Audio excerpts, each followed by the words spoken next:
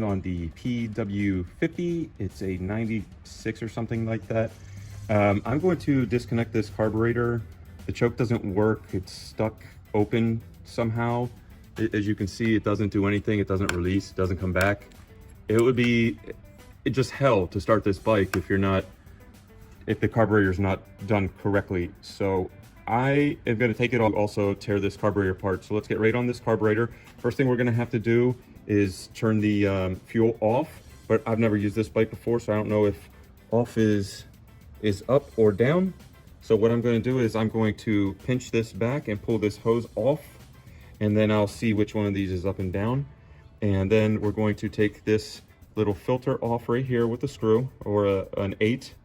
So we're going to do this and this, and we're going to try to move some of this wiring out of here so I can teach you how to get these cables out. So I pulled this little piece up here and I took the fuel line off. This is where it goes into the carburetor. So that's another piece that's disconnected, because if you take carburetor out, it's still connected to the petcock in the tank and we can't get it. Then this is an 8 worm clamp. You don't necessarily have to take this off, but I want to take it off because you see that it's banging up against here. And I want to check everything. I want to make sure there's nothing, that there's nothing down in here. You know, I can look up in here already and see if I see some damage. So now that I got the line off and the filter, air filter off, and we are going to clean this and put some oil on it like it's supposed to be. Now I'm going to worry about taking this bolt out here, and then this carburetor is just going to slide off of this. So this right here is a Phillips head or a cross head. So you're just going to get a regular screwdriver like this and stick it in. Man, he's got this on tight. Oh. Alright, so then you just pull the carburetor off like that. And then now you have one of these is the throttle cable and one of these is the choke cable. I don't know which one they are until I pull it out. So what I'm going to do is I'm going to open this up so we can see what's going on the inside. Now this is just a crosshead as well, or a Phillips screwdriver. And this one you got to take all the way out because it's got the stuff inside it. All right, so let's get the bolt so we don't lose it. So you see what the crosshead looks like? And we're going to put that in a metal dish. I advise you to get a metal dish so you don't lose anything. You see, even if I turn it sideways, it's not going to fall out. Get a metal dish. Now let's pull this apart. All right, so this one's the throttle because it's got the slide. And this one over here was not even connected. And it's the carb. I just dumped the gas out of it real quick. So this is just the carb by itself. So something down in here has to connect before we put the carb back together, because it was not pulling the choke up. If it's not pulling the choke up, then this isn't working correctly. The slide in the opening, so that you can open this up for the idle screw, that's called the choke. You have to open that up so you can force more air and gas in there when it's cold, so you can get it to turn on.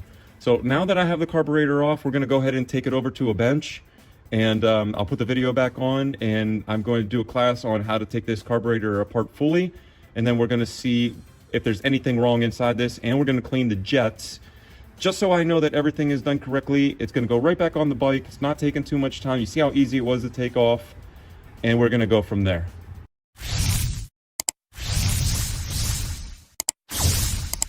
So the first thing I'm going to do now that I got the carburetor off here is I'm going to take these bolts out. There's 4 bolts here to get what's called the bowl.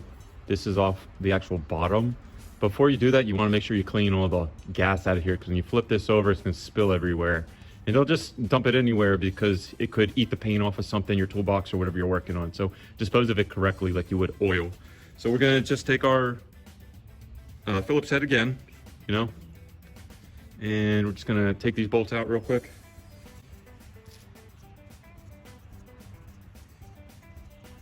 I already know that the clutch is not or the choke is not working in this bike. I took it out of the carburetor and I released it from the top of the bike, and it is not releasing. So the cable is messed up. That really does make a huge difference on how you're going to start the bike. If it was electronic fuel injection, I couldn't say anything because there's no choke, but these old ones have a choke for a reason, so that you can open it up a little more and be able to start the bike. But if you can't do that, then you can't do that, you know? So this is the bottom. This is actually called the bowl. So there's a little gas in there. I don't know if you guys can see it swishing around, you know?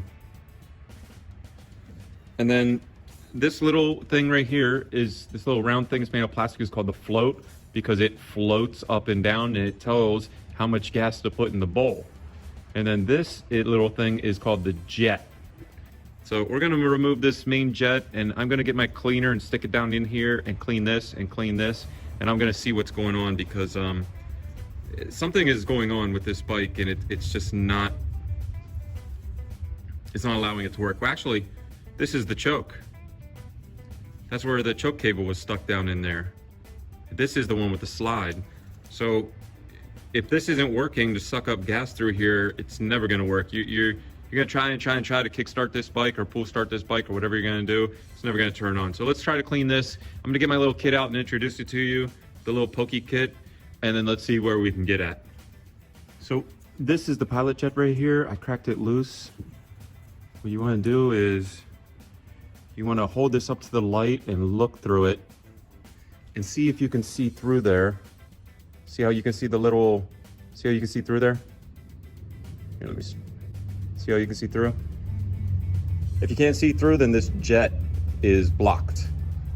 But I already put a thing down through there and it was clean, so I'm gonna go ahead and put it back. The float also works because right here, this is where the gas goes in. If you blow on this and hold the float down, it'll close the valve and you won't be able to get fuel in. If you blow on this and hold it up, then you can hear the fuel going through. Watch, I'm gonna show you. Down, you can't hear anything, right? Now watch.